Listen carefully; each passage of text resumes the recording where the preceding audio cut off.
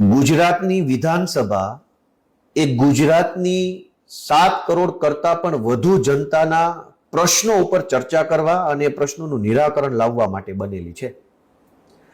પણ આ વિધાનસભાની અંદર શું શું ચાલે છે એ ગુજરાતની જનતા જાણી ન શકે એટલે ભાજપની સરકારે વિધાનસભાનું લાઈવ ટેલિકાસ્ટ બંધ રાખ્યું છે. હવે આ લાઈવ બંધ રાખીને પછી અંદર બેસીને મોટી મોટી ફાગા ફોજદારી ભાજપના નેતાઓ કરી રહ્યા છે.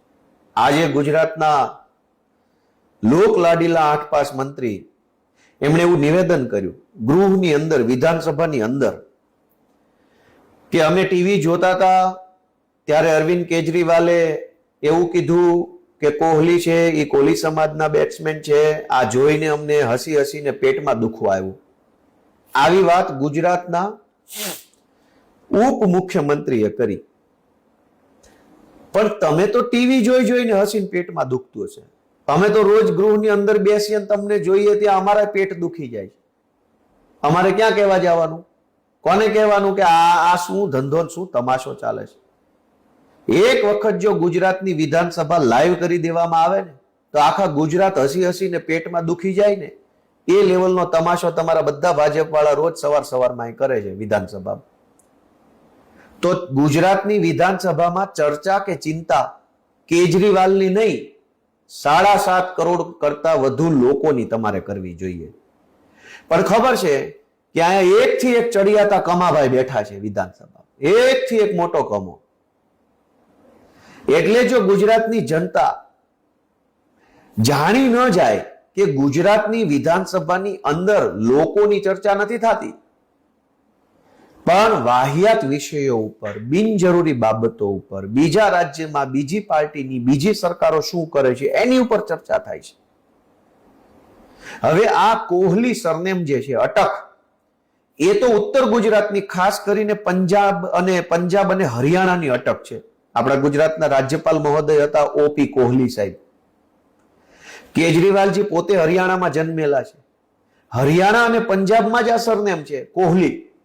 એને પોતાને નહીં ખબર હોય કે કોહલી પંજાબી ખત્રી સરનેમ છે? એને ખબર જ છે. ગુજરાતમાં ઇટાલિયા, મકવાણા, ત્રિવેદી, ચાવડા, પટેલ આ અટકો ગુજરાતની છે. તો કોઈ પણ ગુજરાતી માણસને ખબર પડી જાય કે આ ગુજરાતની અટક છે.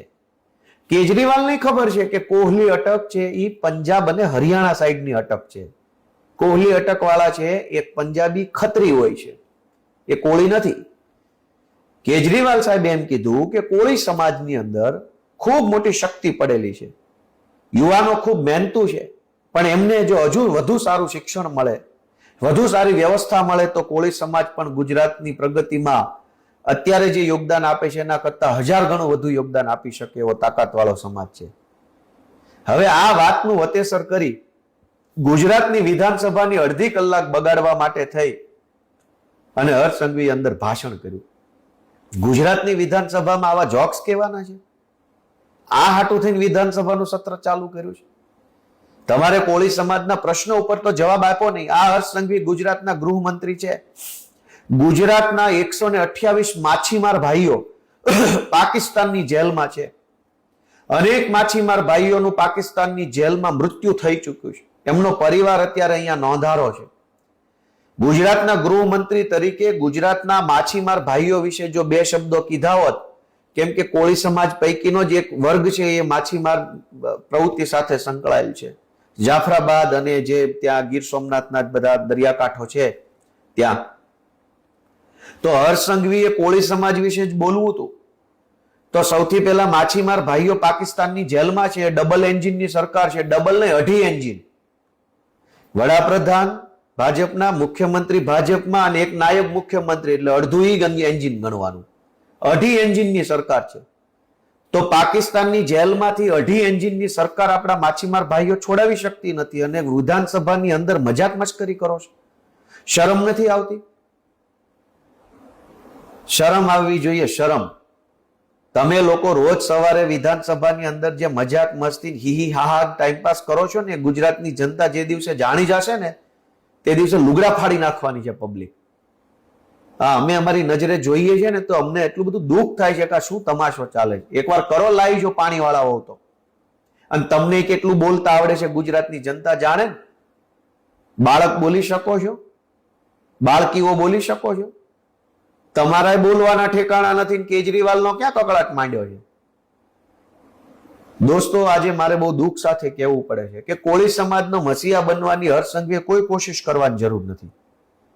કારણ કે મેં વિધાનસભામાં પ્રશ્ન ઉપસ્થિત કર્યો છે કે કોળી સમાજનું આસ્થાનું સ્થાન એવા સંત શ્રી વેલનાથ બાપુ, વડજોગી વેલનાથ કહેવાય એવી લોકવાયકા છે કે વેલનાથ બાપુનો જન્મ જુનાગઢ તાલુકાના પલાસવા ગામે થયેલો. આ પલાસવા ગામ અમારી વિસાવદર વિધાનસભાની બોર્ડરનું ગામ છે. ત્યાં સંત શ્રી વેલનાથ બાપુનો ધૂણો આવેલો છે.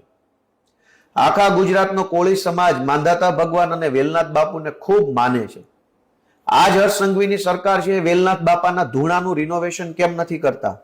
પવિત્ર યાત્રાધામમાં વેલનાથ બાપુનો ધૂણો સામેલ કેમ નથી કર્યો? વેલનાથ બાપાનો ધૂણો આખા ગુજરાતમાં કોળી સમાજની આટલી મોટી સંખ્યા છે, વેલનાથ બાપુને માને છે. આ વેલનાથ બાપુના ધૂણાના મેં દર્શન કર્યા છે અને મને કહેતાય તે ખુશી થાય છે કે વેલનાથ બાપુના લગ્ન છે એ અમારા વિસાવદર વિધાનસભાના જ એક ગામમાં થયા હતા. અને વેલનાથ બાપુનો ધૂણો જે છે એ પણ વિસાવદરની બાજુમાં આવ્યો છે. કોળી સમાજના આસ્થાનું કેન્દ્ર તમારે ડેવલપ કરવું નથી, એમાં ગ્રાન્ટ આપવી નથી, પવિત્ર યાત્રાધામમાં સામેલ કરવો નથી અને પર્યટન સ્થળની અંદર પવિત્ર પર્યટન સ્થળમાં એનો વિકાસ કરવો નથી અને વિધાનસભાની અંદર બોલ બચ્ચન કરવું છે. હું આજે ખુશી અને વટ સાથે કહી શકું છું કે મેં વિધાનસભાની અંદર વેલનાથ બાપુના ધૂણો, એમનું જન્મસ્થાન જે છે એને ડેવલપ કરવા માટેની માંગણી રજૂ કરી છે. અને અમારા નેતા અરવિંદ કેજરીવાલજીએ વીર માનધાતા સંગઠન દ્વારા આયોજિત રાજુભાઈ સોલંકીના નેતૃત્વમાં જે સમૂહ લગ્ન થયા, સર્વજ્ઞાતિ સમૂહ લગ્ન, એમાં હાજરી આપી અને પ્રસંગને ઉજળો બનાવ્યો છે. અને હવે કોળી સમાજના કાર્યક્રમમાં અરવિંદ કેજરીવાલ આવ્યા એ વાતથી હર્ષ સંઘવીને કા પેટમાં બળે છે? એટલે તમને પેટમાં દુખે છે બીજી વાતનું, પણ બોલો છો બીજી વાતે પકડાઈ ચૂક્યું છે. મહેરબાની કરી ગુજરાતની વિધાનસભાનો કિંમતી સમય આવી ઠઠ્ઠા મશ્કરી કરવામાં બગાડવાના બદલે ગુજરાતની વિધાનસભા લાઈવ કરો અને જનતાને બતાવો કે તમે લોકો અંદર શું ધંધાઓ કરો છો. નમસ્તે કમલેશભાઈ.